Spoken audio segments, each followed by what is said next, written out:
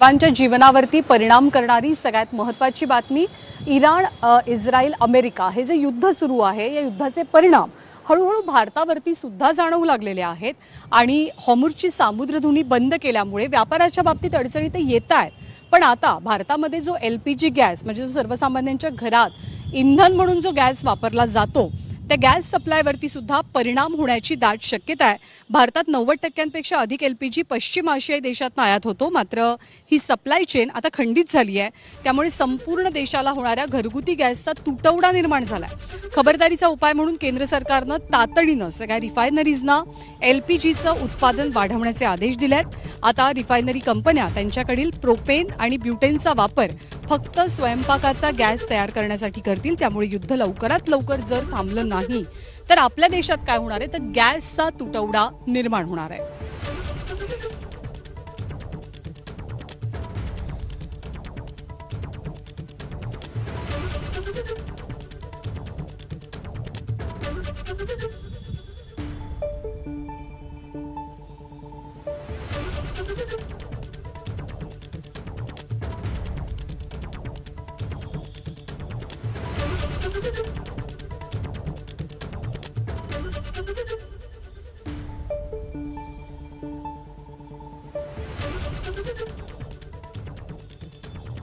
आणि या सगळ्या संदर्भात पुणे आणि नाशिक इथल्या डिस्ट्रीब्युटर्सनं नेमकी काय प्रतिक्रिया दिलेली आहे ती आपण जाणून घेऊया.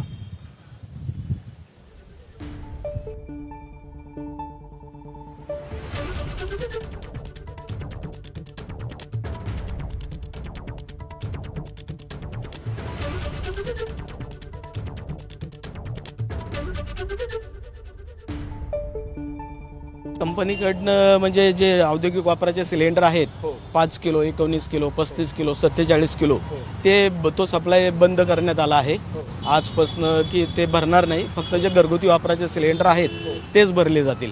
सगळी कामं थांबली जातील, कारण आता फक्त घरगुती वापराच्या सिलेंडरला महत्त्व दिले कंपनीने, की ते फक्त प्रायोरिटीवर भरले जात आहेत आणि औद्योगिक वापराचे 100% बंद. जरा एक अंदाजे असं माहिती आहे की काहीतरी 14-15 तारखेपर्यंत मे बी आहे स्टॉक. त्याच्यामुळे घरगुती याला प्राधान्य दिले, औद्योगिक वापराचे बंद केलेत. त्याच्यामुळे सध्या आता कंपनी तर्फे जे कमर्शियल सिलेंडर येत होते ते आज सकाळपासून त्यांनी बंद केलेले. त्यामुळे त्याचे परिणाम आपल्या नाशिकमध्ये जे इंडस्ट्रीज आहे, पॉवर कोटिंगचे इंडस्ट्रीज आहे, बाकीच्या ज्या इंडस्ट्रीज आहे त्यांना सप्लाय आता 100% बंद झालेला आहे. दुसरं एक संपूर्ण जे हॉटेल्स लाईन आहे हे हॉटेल तर पूर्णपणे बंद करावं लागणार आहे, कारण आता सकाळपासून आमचं सप्लायच नाही आहे. तर त्यामुळे हॉटेल ते नाईलाजाने आता किती दिवस हॉटेल बंद ठेवतील याचं काही निश्चित सांगता येत नाही. पण कमर्शियल हे 100% बंद केलेलं आहे. मिनिस्ट्रीकडनं तसे ऑर्डर्स आलेले आहे.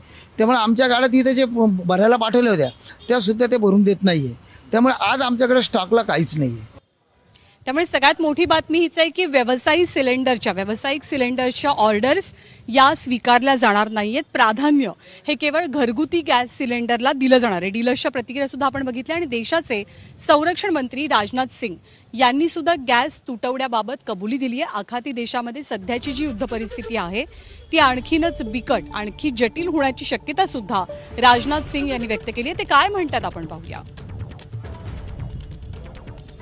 आगे चलकर मिडिल ईस्ट में या हमारे पड़ोस में परिस्थितियां किस दिशा में जाएंगी, इस पर अभी कोई कॉन्क्रीट प्रेडिक्शन करना कठिन है. यदि हम स्ट्रेट ऑफ हार्मुज या पूरे पर्शियन गल्फ क्षेत्र को देखें तो यह विश्व की एनर्जी सिक्योरिटी का एक अत्यंत महत्वपूर्ण क्षेत्र है. जब इस क्षेत्र में डिस्टर्बेंस या डिसरप्शन होता है तो उसका सीधा असर ऑयल और गैस की सप्लाई पर पड़ता है. यही नहीं, आज हम सप्लाई चेन डिसरप्शन केवल ऊर्जा क्षेत्र में ही नहीं, क्षेत्रों में भी. तर अमेरिका, इस्रायल आणि इराणच्या युद्धाचा परिणाम हा अर्थातच भारतात सुद्धा दिसू लागलेला आहे. गॅसचा तुटवडा, गॅसची टंचाई निर्माण होण्याची दाट शक्यता पाहायला मिळते. डिस्ट्रीब्युटर्सनं सुद्धा आणि संरक्षण मंत्र्यांनी सुद्धा त्याची माहिती दिलेली आहे. दरम्यान विरोधकांनी सरकारला या विषयावरनं काही सवाल विचारले. केंद्रीय मंत्री मुरलीधर मोहोळ आणि राज्याचे उपमुख्यमंत्री एकनाथ शिंदे यांनी या सगळ्या संदर्भात काय म्हटलंय, काय प्रतिक्रिया दिलेली आहे ती सुद्धा पाहूया. इंडो EU डील झालं असेल, इंडो US डील झालंय नाही झालंय पण ह्याचा आपल्या शेतकऱ्यांवर काय परिणाम दुष्परिणाम होणार आहे, मॅन्युफॅक्चरिंग सेक्टरवर काय परिणाम दुष्परिणाम होणार आहे, शहरांवर असेल ग्रामीण भागावर असेल, हे आम्हाला ऐकणं गरजेचं आहे. कारण आता निवडणुका होऊन गेल्यात. आम्ही असं अपेक्षित आहे आम्हाला की मुख्यमंत्र्यांनी ह्याच्यावर स्पष्टपणे बोलावं, जे खरं असेल ते बोलावं आणि परखडपणे बोलावं. तसंच हे जे इराणचं युद्ध चालू आहे, तेलाची किंमत असेल, गॅसची किंमत असेल, ह्याचा सगळ्याचा इम्पॅक्ट आपल्या महाराष्ट्रावर होणार आहे. कारण महाराष्ट्रात असंही बोललं जातं की एनर्जीच्या किमती किंवा विजेची किंमत ही फार जास्ती आहे, इंडस्ट्रीसाठी असेल किंवा इतर क्षेत्रांसाठी असेल.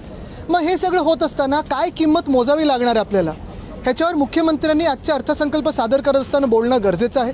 यामध्ये केंद्र सरकारचं पूर्ण लक्ष आहे, मोदीजींचं लक्ष आहे, परराष्ट्र मंत्रालयाचं लक्ष आहे आणि महाराष्ट्राला देशाला यामध्ये झळ पोचणार नाही याच्या बाबतीमध्ये ते काळजी घेतील. भारत सरकार या सगळ्या युद्ध परिस्थितीवरती खूप बारकाईने काम करते. अगदी विदेशात आपले लोक अडकली त्यांना आणण्यापासून या देशांमध्ये युद्ध झाल्यानंतर सुरू झाल्यानंतर या आपल्या देशावरती वेगवेगळ्या सेवा सुविधांवरती काय परिणाम होईल याच्यावरती खूप भारत सरकार सिरियसली काम करते. त्यामुळे निश्चितपणे याच्यामध्ये कुठली अडचण येणार नाही. तर हॉर्मुझची सामुद्रधुनी बंद झाल्याचा मोठा परिणाम हा भारताच्या अनेक गोष्टींवरती आपल्याला होत असल्याचं पाहायला मिळते. कतारची LNG पुरवठा करणारी लाईन विस्कळीत झालेली आहे आणि त्याचा अर्थातच भारताच्या गॅस पुरवठ्यावरती मोठा परिणाम होत असल्याचं चित्र आपल्याला पाहायला मिळत आहे. पश्चिम आशियामध्ये वाढत असलेल्या तणावाचा परिणाम भारताच्या ऊर्जा व्यवस्थेवरती होतोय. हॉर्मुझ परिसरातील सुरक्षेच्या परिस्थितीमुळे जहाजांच्या वाहतुकीवर परिणाम झाला आणि कतारमधून येणाऱ्या LNG पुरवठ्यावरती याचा परिणाम दिसून येतोय. यामुळे भारताच्या नैसर्गिक गॅस सप्लाय चेनला मोठा धक्का बसलाय.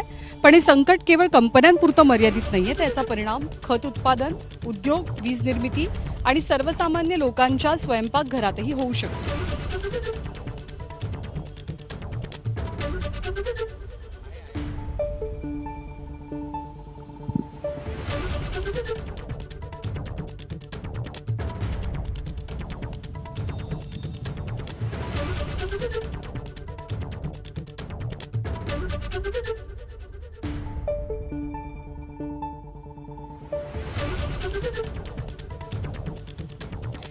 आणि एकीकडे भारतामध्ये इंधनाचा, गॅसचा तुटवडा या आखाती देशातल्या युद्धामुळे पाहायला मिळत असताना किंवा आणखी काही दिवसांनी हे संकट अधिक गहिरं होईल अशी शक्यता वर्तवली जात असताना एक मोठी बातमी अशी आहे की रशियाकडनं तेल घेण्यास अमेरिकेनं होकार दिलेला आहे. त्यामुळे काही अंशी दिलासा हा भारताला निश्चितपणे बसत असल्याचं चित्र आपल्याला पाहायला मिळत आहे.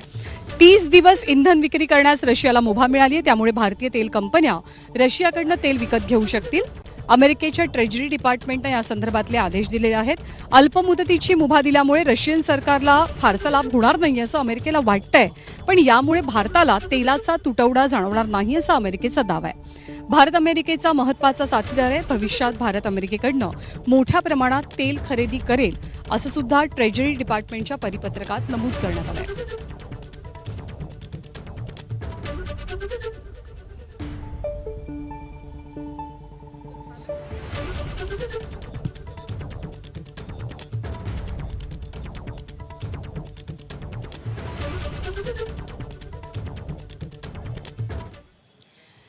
तर अमेरिकेने एक प्रकारे भारताला खरं तर रशियाकडनं तेल खरेदीची मुभा दिलेली आहे. पण याच मुद्द्यावरनं MIMचे खासदार असदुद्दीन ओवैसी यांनी जोरदार टीका केली. आपल्याला आदेश देणारे ते कोण असा सवाल त्यांनी भारत सरकारला विचारलाय.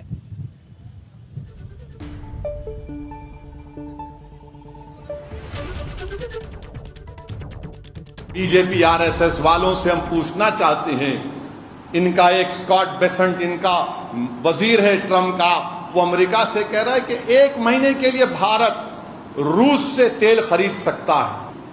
नरेंद्र मोदी 56 इंच का सीना की बात करते हैं, राष्ट्रवाद देशभक्ति की बात करने वाले RSS वालों, बताओ एक कौन है अमेरिका का मिनिस्टर जो हमसे कह रहा है, 133 करोड़ के मुल्क से कह रहा है कि आप 1 महीने के लिए तेल खरीद सकते हैं। अरे बीजेपी RSS वालों, अगर भारत से मोहब्बत है तो थूको उस जालिम पर और कहो कि हम जिससे चाहे तेल लेंगे।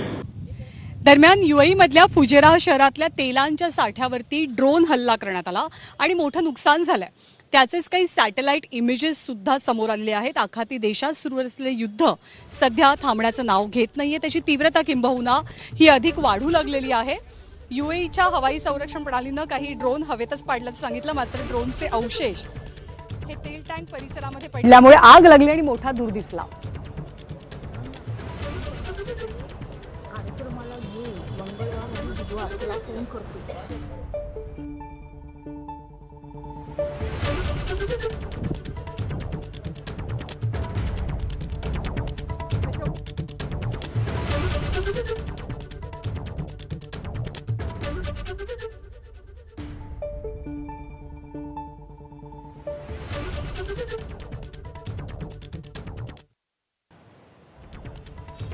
तर इराणनं आता कुवैतवरती हल्ले सुरू केलेत आणि एका नव्या ड्रोनचा त्यांनी वापर सुरू केलाय.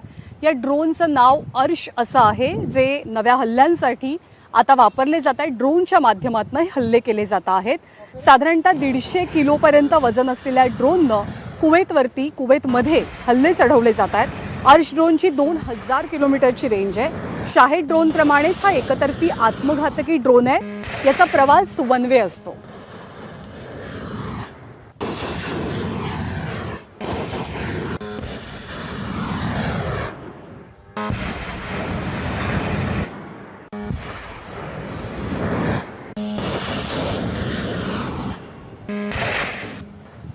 आणि इराणचे सर्वोच्च नेते अयातुल्ला खामेनी हे युद्धाच्या पहिल्याच दिवशी ठार झाले आणि अयातुल्ला खामेनी यांना श्रद्धांजली वाहण्यात आली.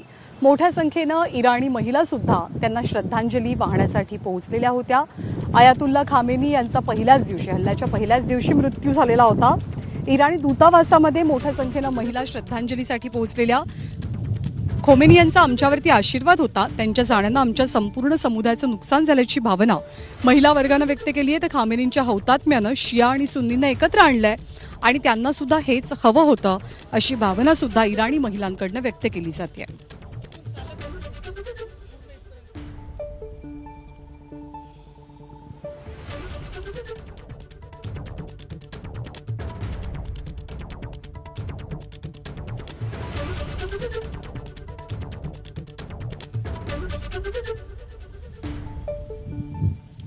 आणि युद्धासंदर्भातल्या बातम्या आपण